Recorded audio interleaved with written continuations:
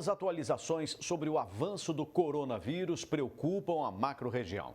Casos suspeitos foram registrados em Araraquara, São Carlos, Batatais, Barretos, Franca, Pirassununga e Ribeirão Preto. Até o momento, ao menos 10 pessoas são acompanhadas pelas secretarias da saúde das cidades e aguardam o resultado de exames. Autoridades do setor se mobilizam para orientar a população e conter o crescimento da doença. Agregando valor às comunidades e integrando ao vivo a macro-região, formando opinião. Em Ribeirão Preto está o chefe da Vigilância Epidemiológica, Daniel Cardoso de Almeida Araújo. Em São Carlos, a diretora de Vigilância em Saúde, Crislaine Aparecida Antônio Mestre. Em Araraquara, a pneumologista é Renata Arbex. E em Franca, o chefe da Vigilância Epidemiológica, Homero Antônio Rosa.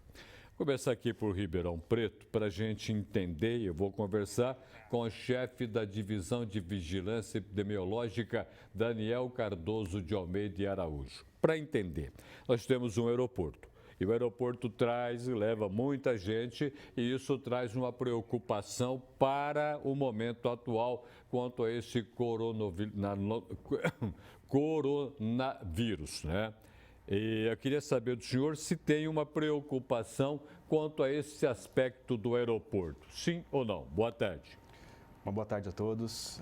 A questão do aeroporto, ela é importante, sim, claro, porque, no fim, é uma forma de facilitar o transporte para as pessoas, né, de qualquer parte do mundo, chega rapidamente, inclusive aqui em Ribeirão Preto. Não tenha dúvida que isso também é um aspecto importante. Porém, monitoramento de casos em aeroportos já tem se mostrado, a própria OMS já tem colocado que a eficiência desse controle ela é muito baixa, para não dizer que nenhuma, mas ela é muito baixa. Porque as pessoas muitas vezes chegam ainda assintomáticas, elas estão ainda no período de incubação da doença. E elas, durante esse período de incubação, é impossível você determinar quem está infectado e quem não está. Então, de fato, fazer esse bloqueio em aeroportos é totalmente inefetivo. Agora, Ribeirão Preto está preparada se tiver algum caso definido, bem descoberto, daquilo que a gente vem se preocupando no Brasil a todo, que é o coronavírus? Perfeito, mas sim, a gente trabalha desde o começo, quando a OMS declarou isso como importância mundial, né, internacional. Ribeirão Preto tem seguido todas as recomendações do Ministério da Saúde e da OMS, mostrando que a probabilidade da doença se espalhar ela é muito alta, né? As agências americanas, do CDC e europeias também têm colocado que essa doença ela tem toda a possibilidade de se continuar sendo espalhada, né? Sendo transmitida. Então a gente sempre trabalhou com essa possibilidade aqui em Ribeirão Preto.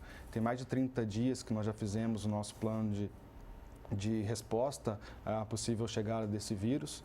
Então, já se tem trabalhado com essa perspectiva, né? E claro que isso preocupa, né? Como preocupa a atual epidemia de dengue que nós estamos, como preocupa todos os anos a circulação da influenza, que também é uma situação que tem potencial a levar a casos graves, né?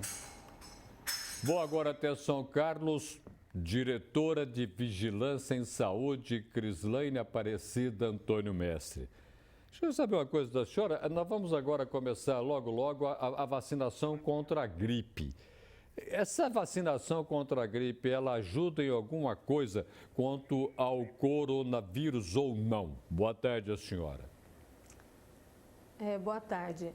Claro que a imunização contra a influenza é de extrema importância, porque ao fazermos o atendimento a uma pessoa com sinais respiratórios, né, sintomas respiratórios, a gente também vai fazer a pergunta, a partir do momento que a gente iniciar com essa campanha, se a pessoa já foi imunizada contra a influenza e quando foi a última dose que ela tomou. Então, a partir do momento que a gente sabe que ela está imunizada contra a influenza, nossos olhares vão ser diferentes com relação à clínica que o paciente vem apresentando para um melhor diagnóstico do que ela vem apresentando naquele momento.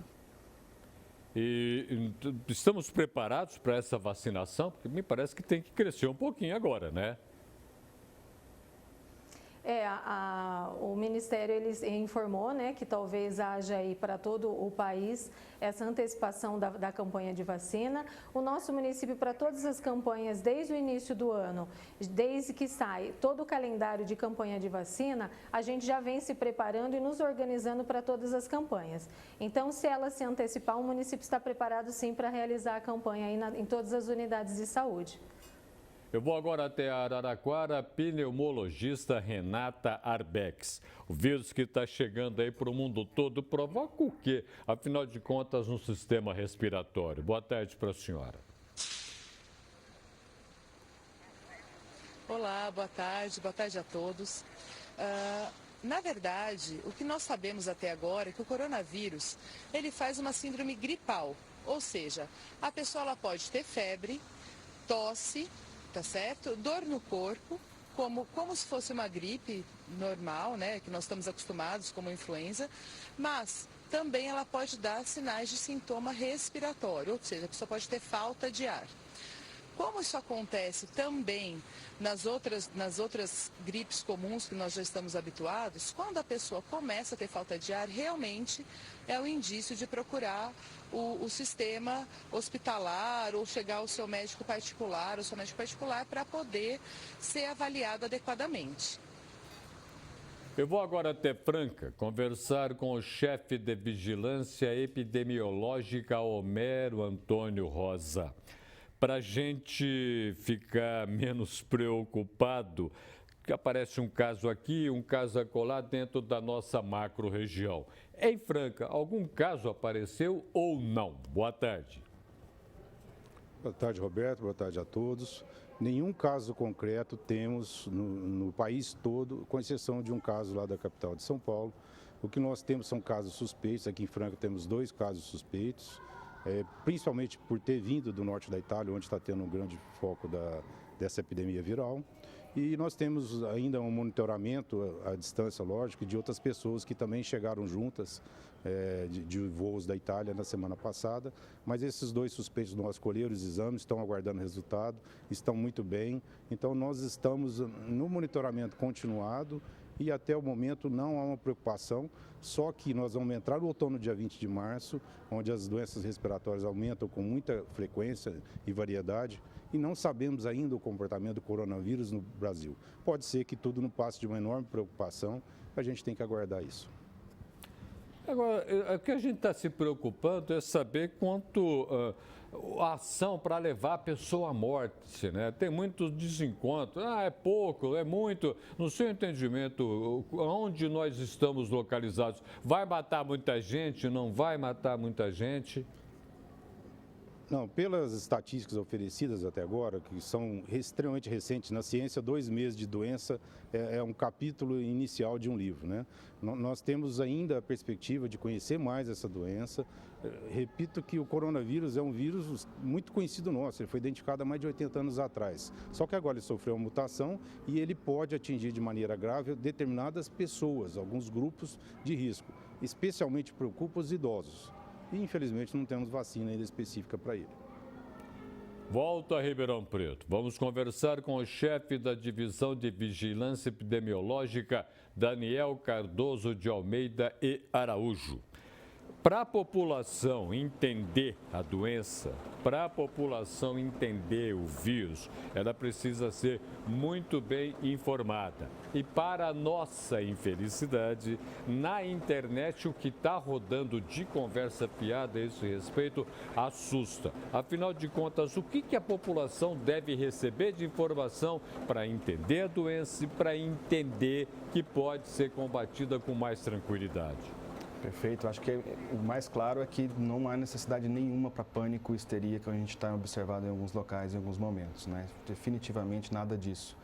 A população precisa saber que provavelmente o comportamento dela vai ser parecido, que a gente tem acompanhado até agora, com o que a influenza causa, né, nos seus períodos de sazonalidade, que é no período de inverno. Aqui no hemisfério sul, nós estamos no período de verão, a probabilidade maior é que a doença não circule de uma forma intensa. Nós vamos ter casos sim, a gente sabe disso, mas provavelmente não vai ser de uma forma intensa. Ela provavelmente vai circular mais intensamente a partir das características dessas doenças respiratórias, que é a partir do nosso, quando diminui as temperaturas, né, no período nosso de inverno. Então, está preparada para lá até isso. Como? Na verdade, evitando doenças respiratórias de uma forma geral. A gente tem falado isso muito, né?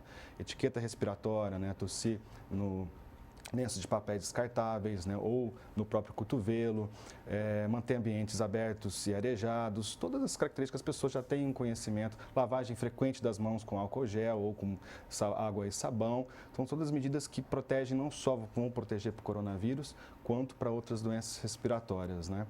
O uso de máscara na população que a gente tem visto não tem evidência científica mostrando que isso realmente protege, né? Tem uma transmissão por contato, né? Por gotícula, a pessoa espirra na mão, cumprimenta a outra por maçaneta, ela é tão importante quanto a via respiratória, né? Então não tem evidência, a gente está vendo falta de produtos de proteção individual no comércio de uma forma geral, né? Até para próprias secretarias comprarem produtos, a gente está vendo porque diminuiu a produção e as pessoas estão comprando muito, está tendo uma demanda muito grande para esses produtos desnecessários. Acho que a gente precisa orientar a população de uma forma geral. A gente está se organizando para isso, para essa circulação, que ela vai ter possivelmente nos períodos mais frios, e aí a grande importância da população ajudar também buscando a vacina da influenza, né? Não só para aquele indivíduo, né, saber que está protegido, mas quanto maior a cobertura vacinal da influenza, menor as pessoas vão se adoecer menos por esse vírus que geralmente circula nessa época do ano também. Nós vamos estar protegendo uma grande parte da população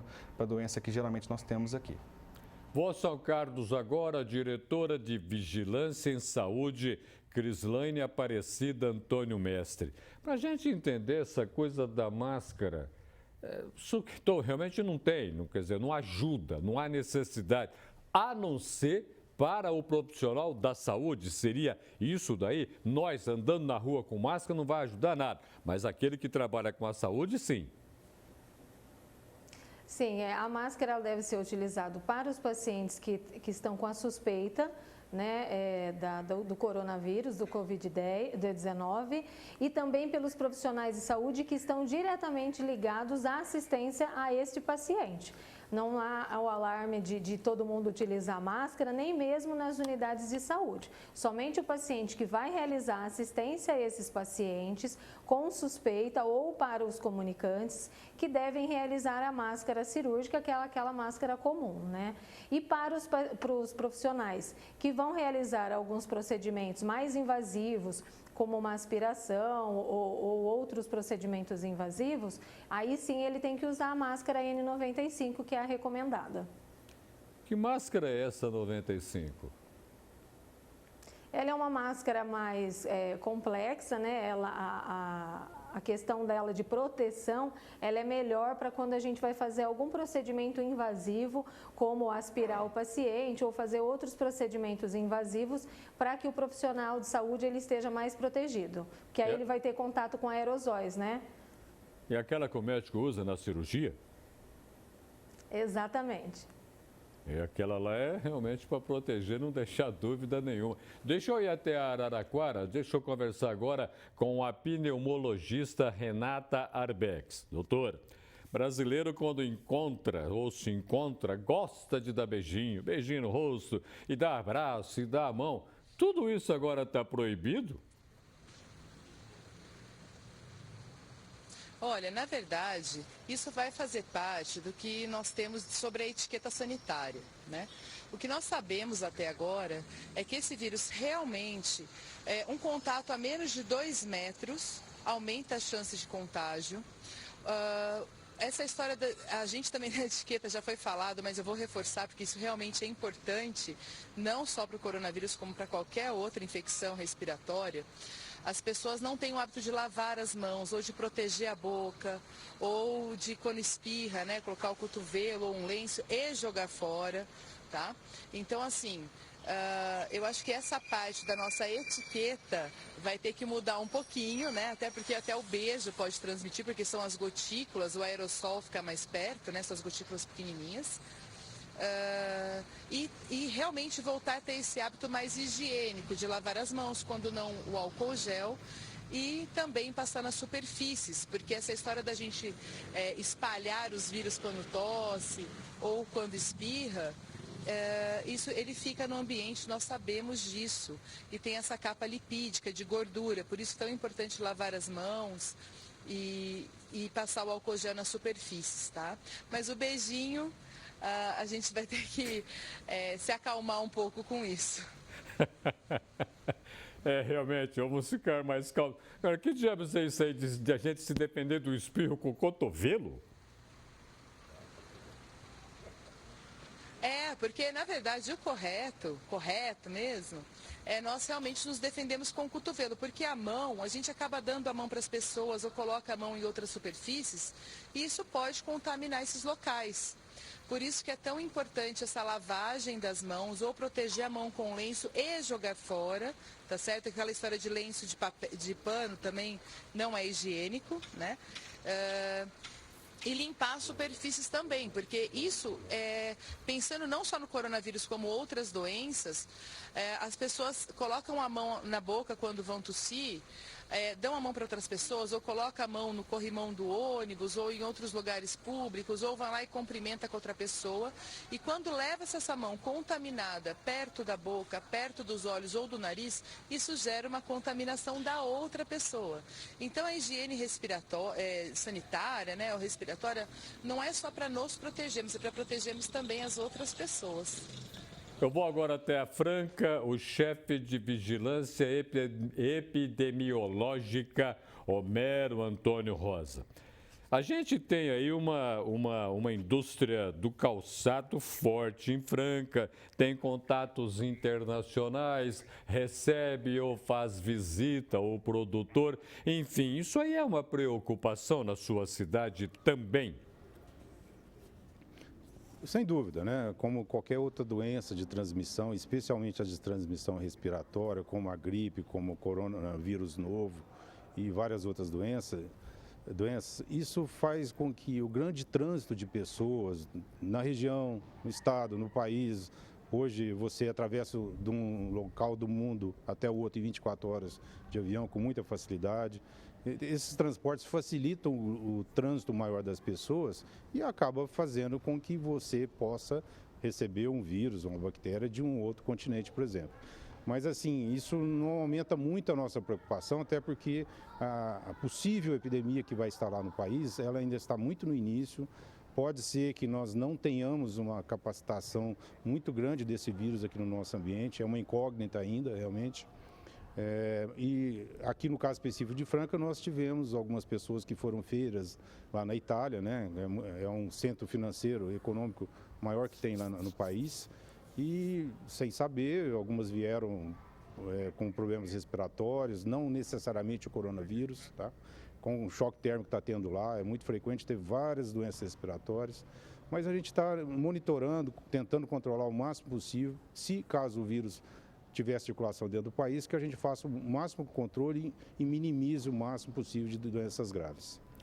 Integraram a macro-região na edição deste sábado do Jornal da Clube. Em Ribeirão Preto, o chefe da Vigilância Epidemiológica, Daniel Cardoso de Almeida e Araújo. Em São Carlos, a diretora de Vigilância em Saúde, Crislaine Aparecida Antônio Mestre. Em Araraquara, a pneumologista Renata Arbex. Em Franca, o chefe da Vigilância Epidemiológica, Homero Antônio Rosa.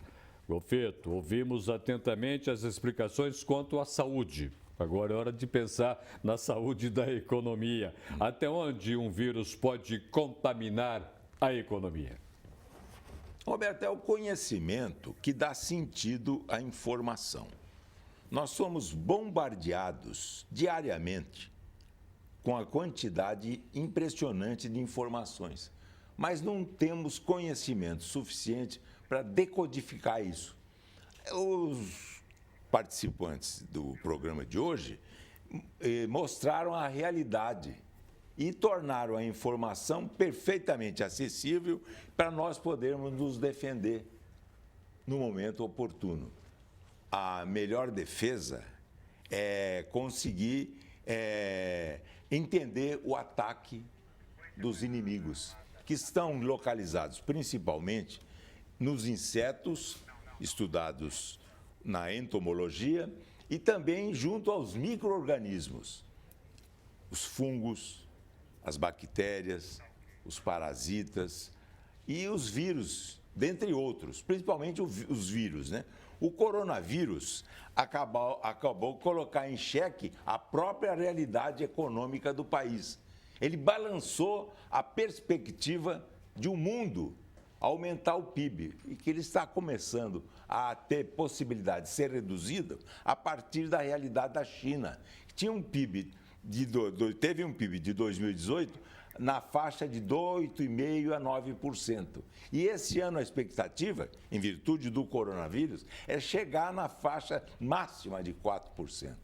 Olha, a força de um vírus, quando ele se viraliza, quando ele se globaliza, porque a globalização globaliza tudo. O transporte por avião tem a globalização como um fato, torna a globalização como um fato consumado.